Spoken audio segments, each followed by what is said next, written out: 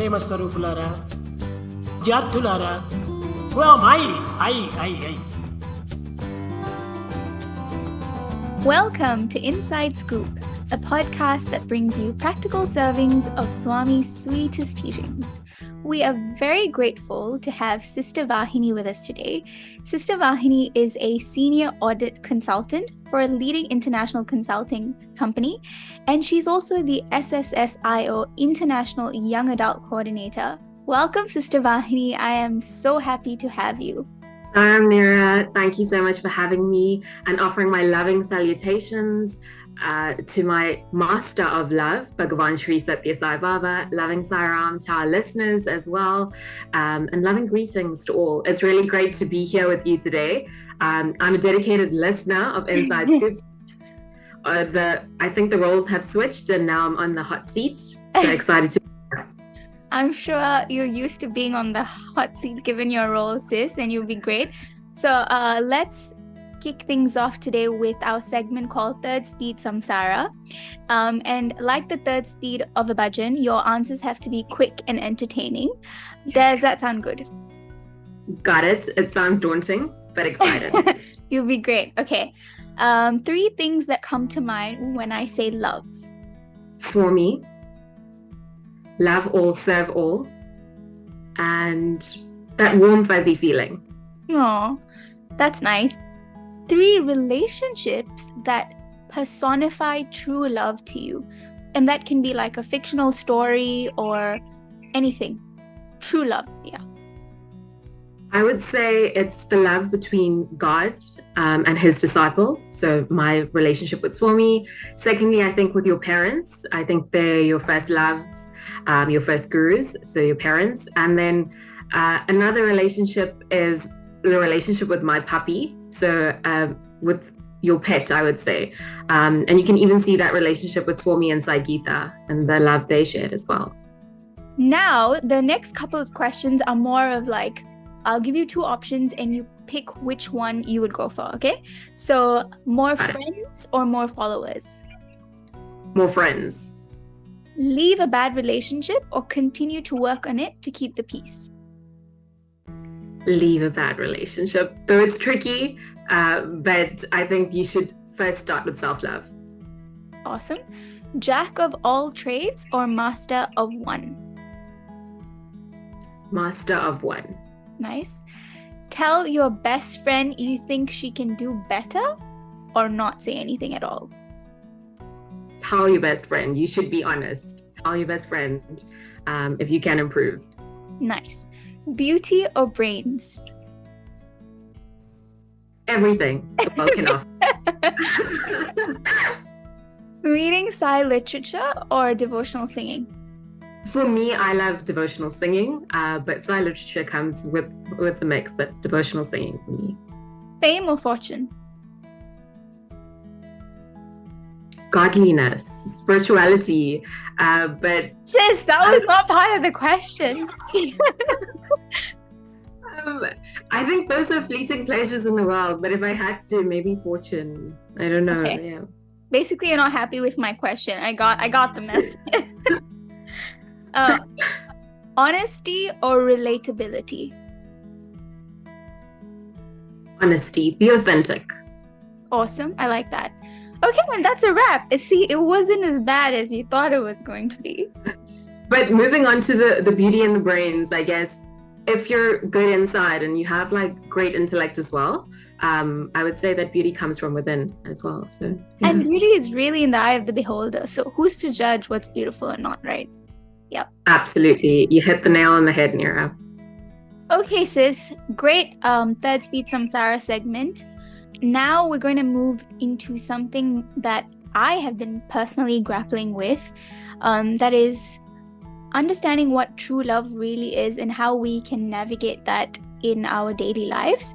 So I want to start by asking you, what is true love in your opinion? So I think true love is best described as the qualities that it should exemplify. And so for me, true love is selflessly caring and sharing. And the key word being selflessly here, because true love does not expect anything in return, Right. be it material gain, or even kindness. So it's completely unconditional. To me, true love is also to be wholesome, divine, genuine, and patient, understanding, tolerant. It's all about giving and showing respect. So I think what you would have noticed is what I'm trying to say is these are all the sub values. But where does this all stem from? And for me, it's those 5 human values I think that Swami gave us. And it's about practicing these in our lives daily, especially when we embrace each other. So, namely, those were truth, right conduct, peace, love, and nonviolence. And as a side, I think that true love can best be described as a feeling. And since we're on Inside Scoop, Nira, I had to bring snacks to our chat. And I think true love can actually feel like your favorite dish. My favorite candy is chocolate, and it's also my favorite flavor. So it's that delicious bowl of chocolate ice cream on a summer's day, or that steaming hot bowl of soup on a winter's night. So true love is that warm, fuzzy feeling. It's comforting and it's safe. Oh, I love that. Now I'm also very hungry. But I love how you explained it through as a feeling rather than in addition to words, because then I can really capture and like think about it in terms of how I feel. And I think while you say it's unconditional, I feel like an extension of that is celebrating imperfection, right? When we celebrate everybody's imperfections and our own, that is when true love is truly in its full form. Would you agree? Absolutely, Nira. Okay, but then if true love is so precious, it's such a warm, fuzzy feeling, it feels so incredible, why is it it's so hard to practice? What are the barriers to us expressing and experiencing this unconditional love? Yeah, that's an interesting and important question. And you rightfully said, sometimes it's very hard for us to practice or experience this love. And I think one of the most important aspects of true love is loving yourself first and foremost. Swami said, the first step to realize our innate divinity is to know thyself. And so you've often heard that you can't pour from an empty cup. And so all these qualities that I've just mentioned, you should obviously show yourself first. You should be patient with yourself. You should respect yourself. But I've also heard that the world is all about reaction, reflection, and resound. So everything that we're experiencing, I believe, is a reflection of our mind, our thoughts, which is developed from everything that we take in through our senses. So the true barrier, I think, really, at the end of it, is ourselves. If we're unable to show true love, if we're unable to receive it, or even to be true love. And I think it stems from something we call the 6 enemies of man. And these are namely, desire and lust, anger, greed, attachment, pride, jealousy, also shown as envy and hatred. So I believe that sometimes these get the better of us and it prohibits us from experiencing what we call true love. Right. Often you find, for example, in a social setting, we feel like a person doesn't like us, or we tend to judge the next person based on our thoughts and feelings, or we may even feel that we're superior to the next and we don't need to show them as much respect. Right. So this comes, I think, from our own ego and our perceptions of the world. Right. The good thing, though, I would say, is that we are blessed to be given God's love and these 5 human values that are latent within us. So we already have them, we just need to unfold them. And Swami has given us this beautiful guidance and tools to show us how to show true love and be true love. Like, he's our sensei, I would say. So he's our very own teacher. When in doubt, turn to Swami. Right. Okay. That is very helpful. So to summarize, you're saying the barriers to experiencing true love is a lack of self-love, and also the egoic tendencies that we haven't mastered fully. But can I just be devil's advocate here? Are you saying that everything then is just reflection, reaction, resound? Let me give you a breakdown of a couple of scenarios where practicing unconditional love can be difficult. So the first scenario is parents and family members who are perhaps overcritical or overly judgy over our life choices. How is everything here reflection, reaction, resound? Or how do we practice unconditional love in this situation? Sure. So it's okay to feel hurt. Yeah. And I think our ego takes a knock and we are bruised by whatever people say and how they act towards us. Right. We think firstly need to understand we were born in this human birth by Swami's will and his blessings. And there was definitely a method to his madness.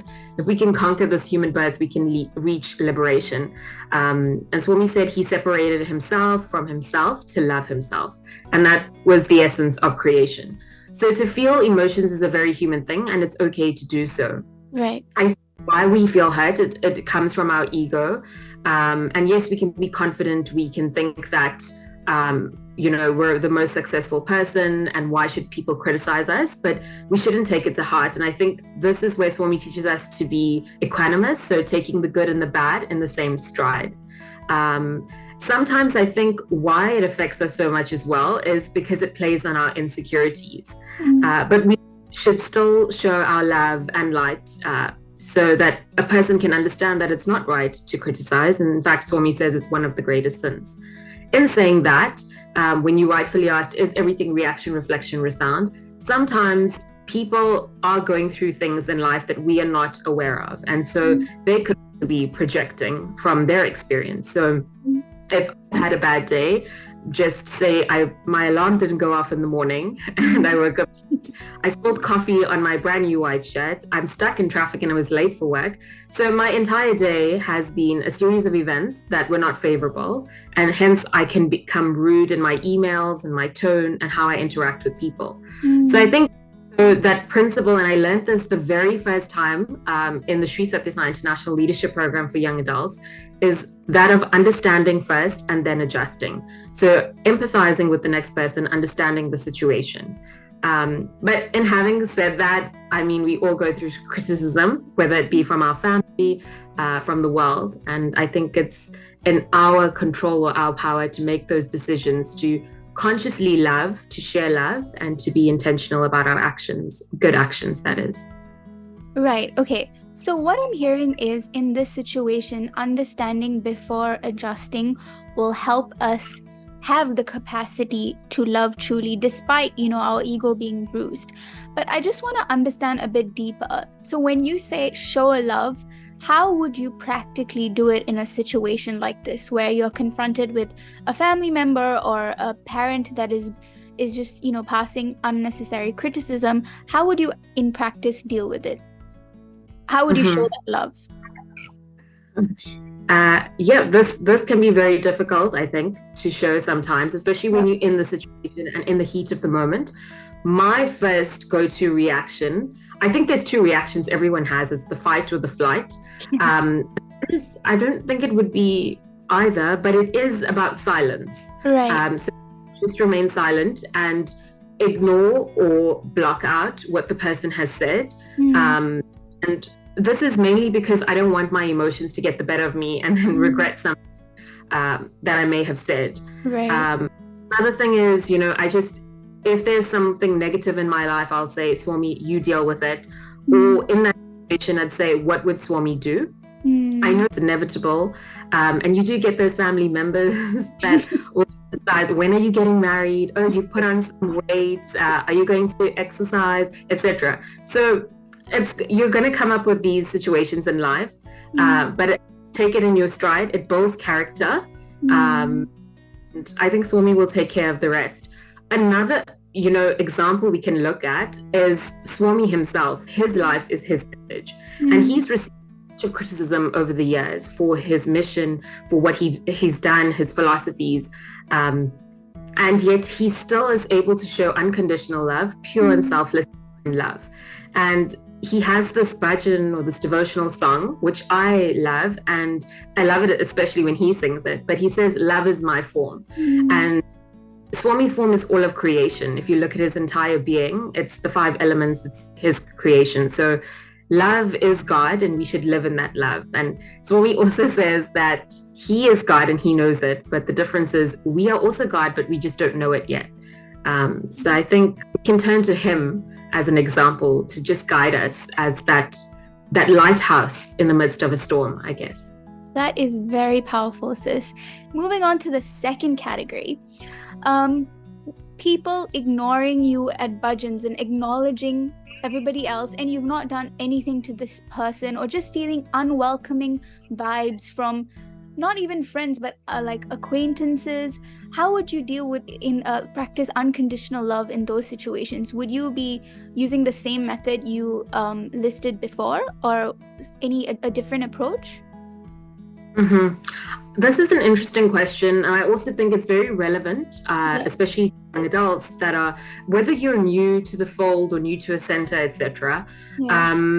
And I have heard of many young adults feeling or perceiving that an environment is not friendly, not welcoming, not inclusive. And for me, I think the first thing I go to is, more than the actions, I think it's the intention behind the actions. So it may not be that those people are unfriendly, but it could be that they're not good with change, or they're introverts, really, so they're not welcoming in that sense. Or it could be, that this is a new environment and they're just very busy, or they're doing another task and their mind is preoccupied. So it could not be intentional.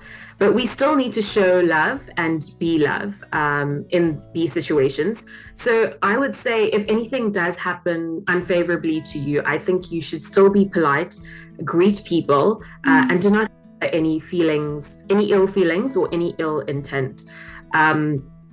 So yes, I would say my silence technique will come in again, but I believe when spoken to, I think speak with minimal interaction if you feel a situation is not adding to your spiritual journey or taking you closer to God. And it says you may not oblige, but you can always speak obligingly. That acronym of think, so to always think before you speak with others. Is it truthful? Is it hurtful? Does it improve the silence? Is it necessary? And is it kind? Many I've heard that, many people would come to me and say, did you hear so-and-so said this about you? And so this element of gossip comes about. But I didn't hear it myself, so I shouldn't harbor any ill feelings towards that person.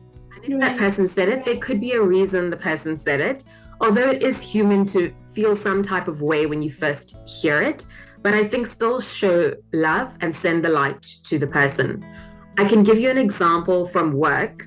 The work I do is very client-facing, and we're dealing with clients, high-pressure industry, meeting deadlines, ensuring that we comply with rules, regulations, etc. So sometimes the client can be quite rude in their emails or even on a phone call. And I think once I had a junior in my team, and they actually sent the wrong document to the client, and they weren't very, pleasant at the client's premises as well. But I had to actually engage with the client and, water them down and speak to them lovingly, understandingly, and show them that love in order for us to move forward, or to move forward in a cordial manner. So I still respond with kind emails, and I say, I trust you are well, and kind regards, have a great day. And if I'm on a phone call, I never raise my voice to a client, or I never show any rudeness. It's always understanding first before reacting. So I think understanding or listening to respond rather than to react is important. Very helpful, sis. And would the same techniques apply in a situation where a work colleague perhaps takes credit for work you did, or has been lying to you? Is that how you would practice unconditional love, those same techniques? I would say that one of the important elements of true love is truth. And I always go back to the Sarva Dharma sign and the order of the values. So Sathya, Dharma, Shanti, Prema. So first, truth, to speak the truth. Second is to be a do-good, right action. Then it will ultimately lead to your peace, having a still mind and clear and pure thoughts, and you will experience love. So I do think truth is important. In that instance, I wouldn't do it in a malicious manner.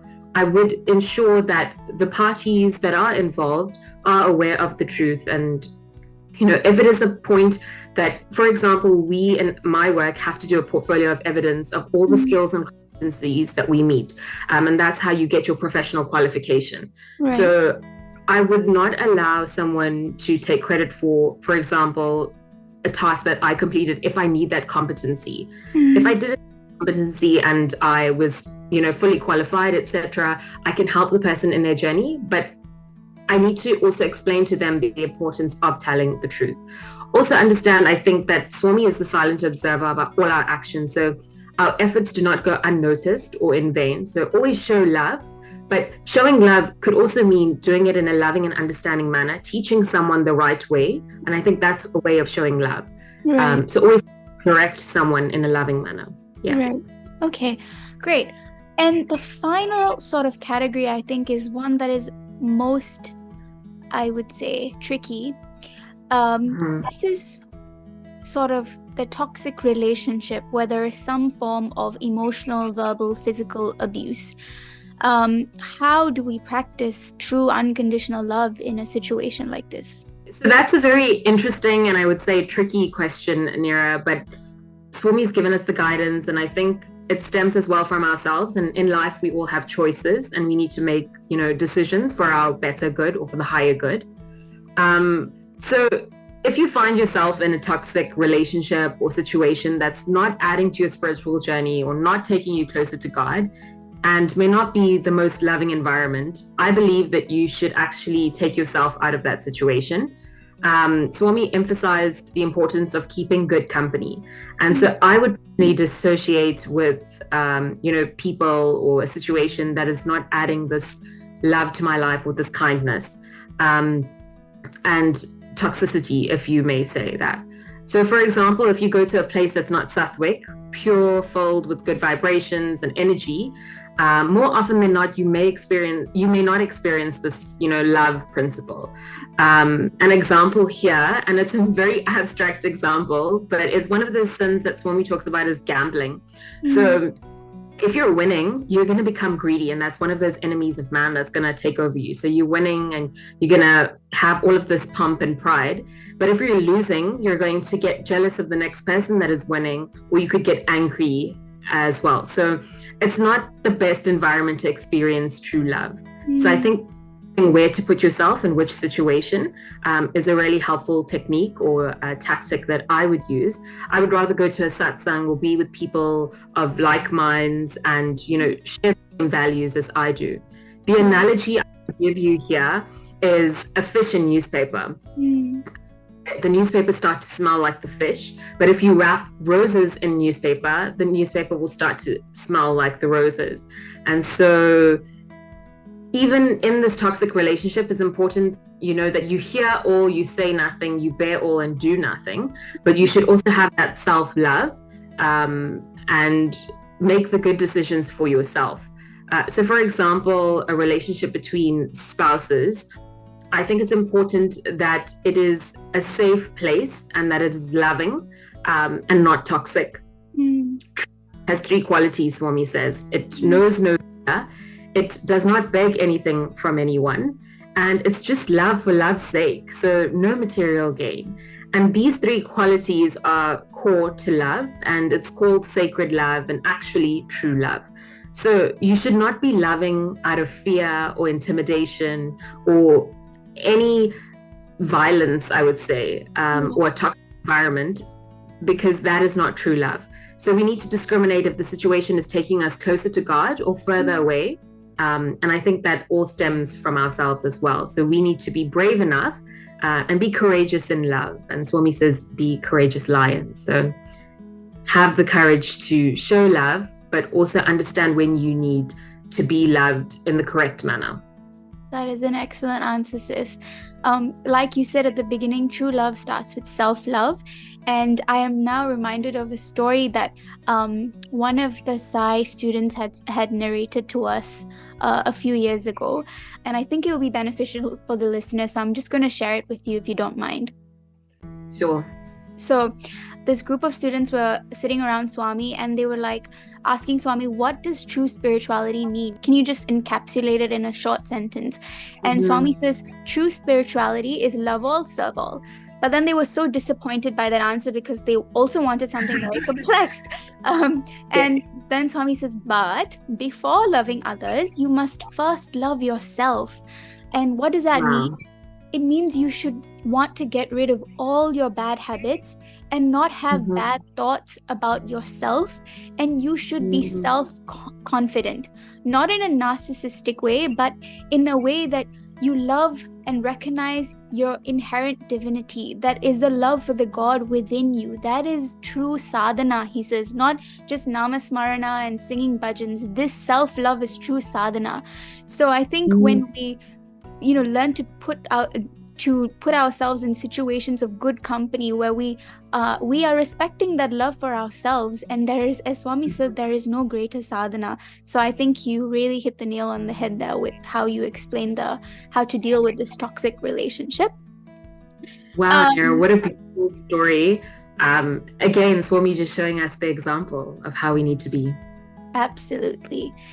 Now, to get out of this little bit of a dark hole that we've crawled ourselves into, on a more lighthearted note, we tend to have friendships or even relationships with family members or acquaintances where they're nice, they're healthy, they're not toxic, but we still kind of expect some level of reciprocity. So we tend to measure how much love we should express to these people, like whether it's in the form of compliments or support, in proportion to how much we receive from these people, right?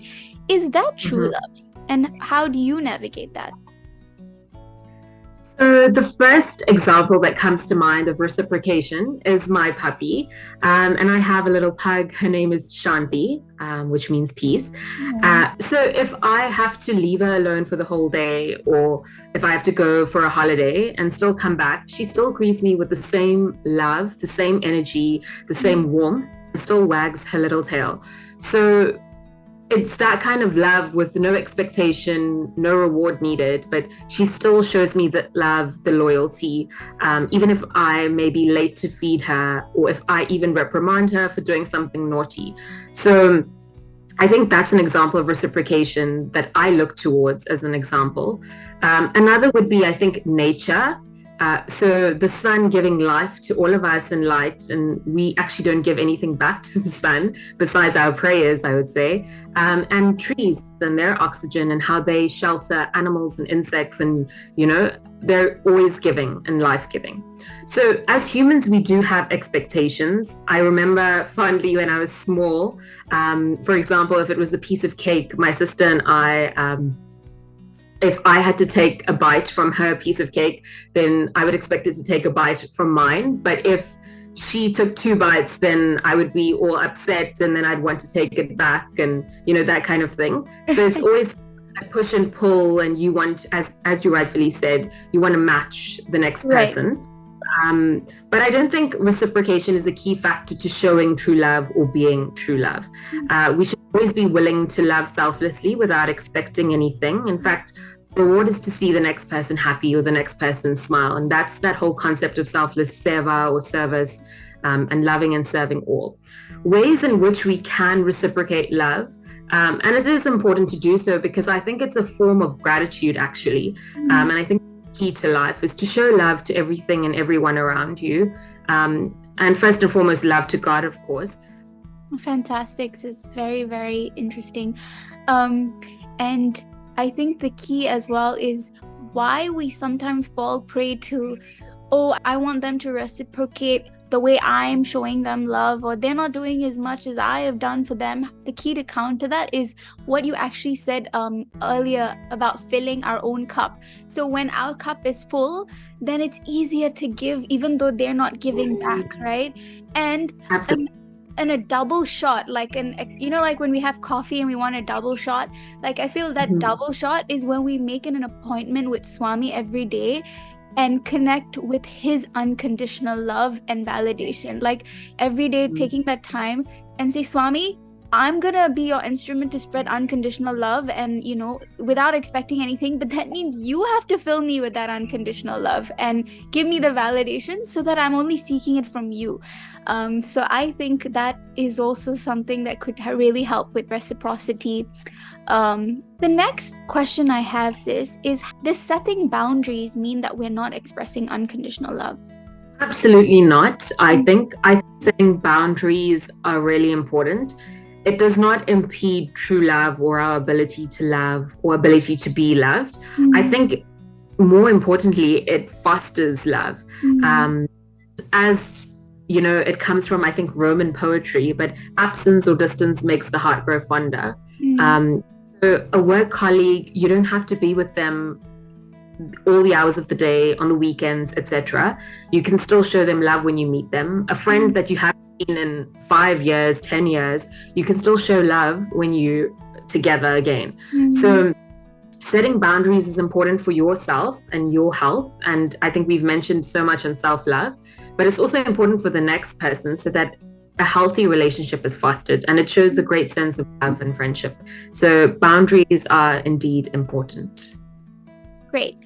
And my final question, does disagreeing or sharing different opinions mean that there is not any unconditional love being displayed? So as contradictory as it may seem, I think sharing different opinions in a healthy manner, of course, is true love, because it means that we feel safe enough and loved enough to be ourselves and be authentic with each other and be true to who we are and what we believe in. So in fact, I believe that, disagreements or, difference of opinions rather, show understanding and love from both ends. To recognize we are all different people. So it is inevitable because we come from different walks of life, brought up in homes, believe in different things. But there is beauty and richness in this diversity so that we can learn and grow from each other and help each other, I think, in this journey of life. But very importantly, it's more important to be respectful and not hurtful to the next person. So I strongly believe that you should not impose your beliefs on the next person and don't judge them for their beliefs if you have a difference of opinion. So always do good, be good. And I think that will definitely guide us in this journey. Oh, Vahinie, I really enjoyed how you decoded true love. Thank you so much. Dear listeners, it's now time for some prasadam pills. 1. True love is unconditional and begins with self-love. Anything else is not love in its truest form. 2. True love can be expressed in many ways, including setting boundaries and disagreeing lovingly. 3. Here are some tips for practicing unconditional love in difficult situations. Understanding before we adjust. Let's not be too quick to take things personally and understand the conditioning behind someone's behavior. Honoring self-love by keeping good company. Filling our cup with Swami's unconditional love and asking him for strength to love purely. Using humor to diffuse situations so we have more time to process how we feel and respond lovingly. Remembering that Swami is witness to all our efforts to love unconditionally and take comfort that he ensures this love returns to us 1,000-fold. Until next Friday, happy scooping!